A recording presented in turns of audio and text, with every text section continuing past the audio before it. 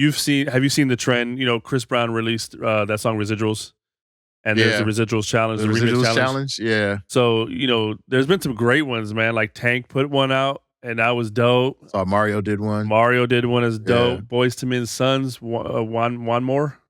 They did theirs. What about One Less? One less. They one more.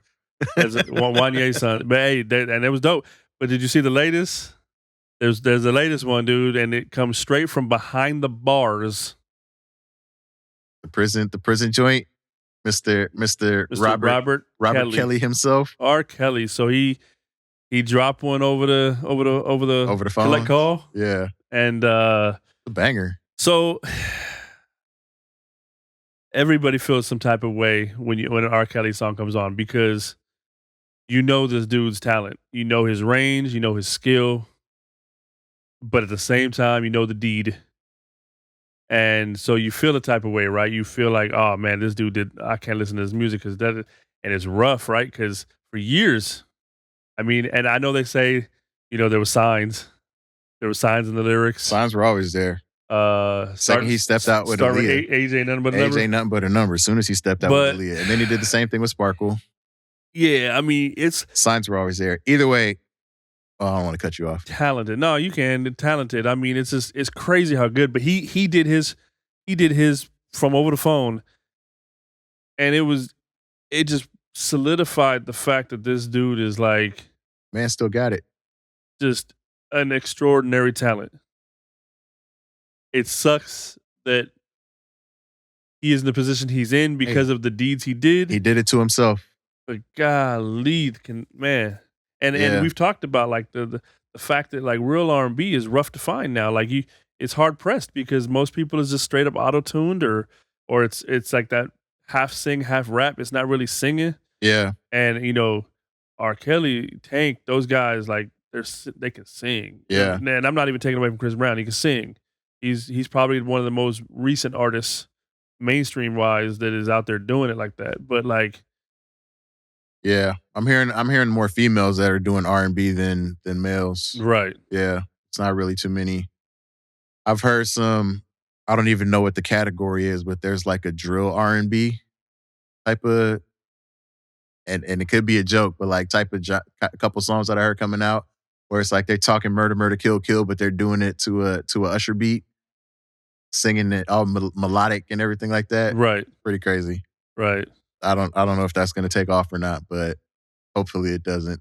But it would be nice to get back to some real R&B. And I mean, I feel like that's Tank's whole push right there with R&B money, Right. Like, we're trying to get R&B back to maybe not exactly what it used to be, but at least close to something similar, And I like the latest. I think that this whole thing with the Residuals, remix challenge or whatever, whether it's called a challenge or not, but brought some singers out. It brought some people out, man, and not just the mainstream. There's a lot of indie artists, man, that like they was killing it. Yeah, like I can't name them. I mean, I don't remember them all, but like there were some indies that were. It's a lot of talented people out there. R. Kelly came out and just he drops one from behind the bars, behind the wire. Yeah, I was like, oh man, like. Nah, he can do that now. He should drop another album at this point.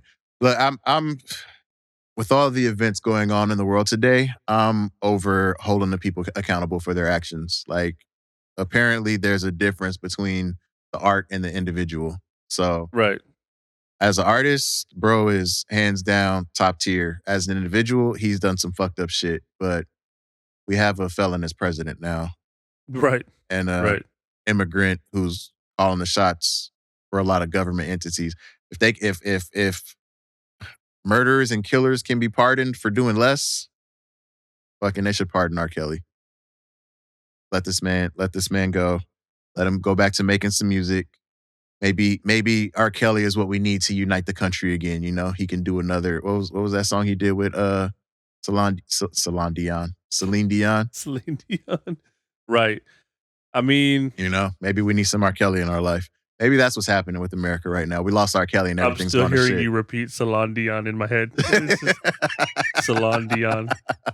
It's a combination between Solange and somewhere out there's somebody named Dion that's going to open up a salon, and they was like, I should call it Celine Dion. would like 5% of the revenue, please. And I'm his manager, so you can get 2.5% off of my 5%. We'll split it. I'm a fair shake kind of guy. But yeah. Nah, I mean R. Kelly, one, props to him for even wanting to participate. Two, let the man make music.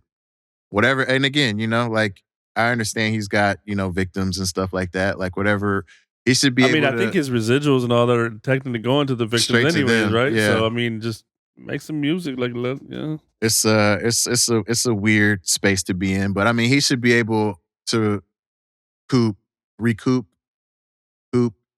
collect some of the money, not the majority of it. He should be able to get a smaller portion and let the victims collect the rest of the money. He should be able enough to at least make a living. Yeah, he should be able to pay some rent, and that's about it. But all the families of his victims and his victims should be taken care of based on the money that he makes. For sure. We should stop this cancel culture bullshit and then just make people pay. If you did something that affected that there were victims of your actions, then you continue to do what you do, but they get most of the compensation. Yeah. Period. And, let's call it a day. Because, I mean, at the end of the day, that's what it seems like everybody wants. Everybody just wants money. Because if they didn't, they wouldn't settle. They would take these matters to court. They wouldn't get handled behind closed doors. People would actually be held accountable. But nah, you throw enough money at somebody, they're going to shut up anyway and carry on. Might as well just make it par for the course. I mean, if money can buy a citizenship nowadays, then you might as well right. Let him out and let him do his thing. Money can buy freedom. Yeah, maybe he's got $5 million stashed away. He can. Maybe he wants a gold card to. Yeah. Yeah, to freedom. Who knows? Gold card for his gold showers. Trip, trip, trip. Wasn't gonna go there, but hey, that's I couldn't help it. I'm sorry, that's the first thing that comes to my head when you say R. Kelly. Like, I'm not gonna lie, like Dave Chappelle. Yeah. Yeah, Dave Chappelle should have never done that. Nah, I'm glad he did it. But I'm glad he did it because it was genius. He did it. That was the most iconic thing. I mean, he did a lot of iconic shit, but that was definitely one of the most iconic things that he did. Between his Rick James skits, like that was fantastic. If anything, he probably added an extra layer of fame, of notoriety to these individuals, And that's a key to Charlie Murphy too, because Charlie Murphy, the stories, you know what I mean? Like, yeah, Charlie Murphy was a great storyteller. Like if you bought bought those shows on DVD and you saw the deleted scenes or the extended stuff, yeah, he had other stories that didn't go to TV. That didn't even make it. Yeah, habitual hilarious. Line stepper. Right. We call the dude. Hey, what's a moron? You're a moron. What's a moron? What is he talking? Yeah, Charlie Murphy was hilarious. Yeah. Shout out Charlie Murphy. Can you reach that?